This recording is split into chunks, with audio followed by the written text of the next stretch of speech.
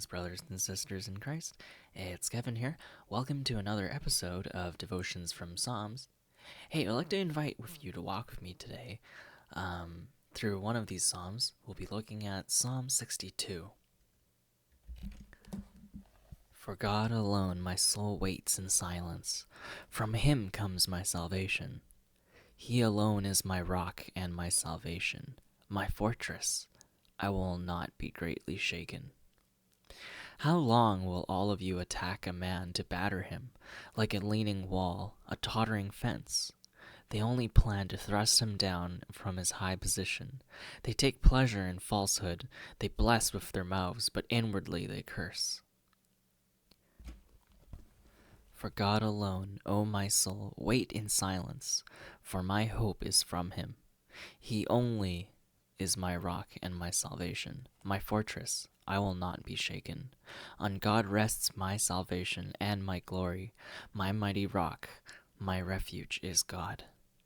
Trust in him at all times, O people. Pour out your heart before him. God is a refuge for us. Those of low estate are but a breath. Those of high estate are a delusion. In the balances they go up. They are together lighter than a breath. Put no trust in extortation. Set no vain hopes on robbery. If riches increase, set not your heart on them. Once God has spoken.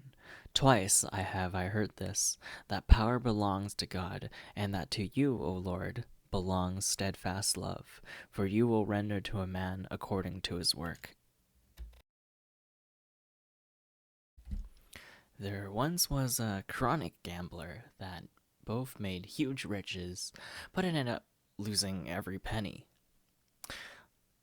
And when he got to the end, when there was no chance to ever make it back again, one part of him was greatly comforted by the fact that it was finally over and that he could let it go. In another story, a person was trapped by love and in great pain until one day they were freed for good and finally felt relief. Ironically, in both of these cases and in so many other stories, it can feel that losing something that we've invested so much in should actually feel worse when we've lost it all, but somehow in our psychology we're actually comforted. Of course, every situation is unique, but I believe that it has something to do with losing control. We were incredibly stressed because we put it upon ourselves to accomplish. We put it on ourselves to change others, and we put it upon ourselves to do what could look like impossible. And sometimes when people change, it takes a huge dramatic event in their life before it sticks. No doubt we have heard stories of people going their own way until finally they realize that someone who had advised them before was right all along. And no doubt we have also heard stories of people going their own way until finally they turned to God in desperation and found that God was indeed faithful. I'm in no way saying that it's wrong for people to come to God in that way, as it's all in his time, but I just wonder sometimes that why we must go through so much to learn. And through these experiences, some can say with confidence that indeed, he only is my rock and my salvation, my fortress. I will not be shaken.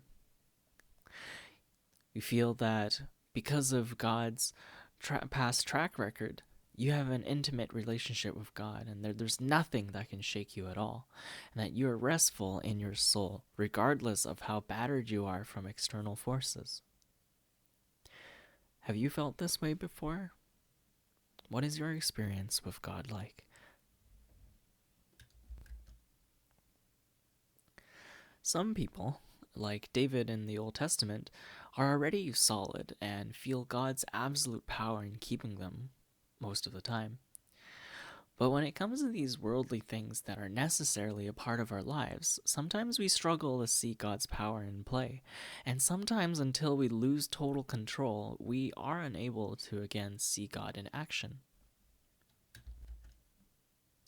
Now, there's nothing we can really do about that, but before we get to that point, I wonder, who do we go to when we begin to lose control?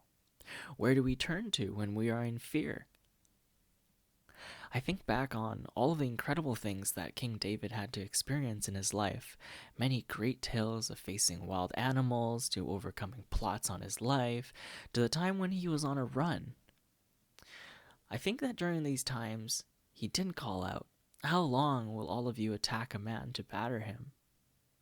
But looking back, they became a great source of comfort because he saw through these experiences how God kept him, even though they were situations where he would have been absolutely terrified when he was in them. So I encourage you today that no matter what you're going through right now, even when it seems bleak, do you think that it can be possible one day that you can look back and see God in action in this time? How do we respond? I hope that one day we can all say in confidence that indeed my soul rests for God alone. God bless.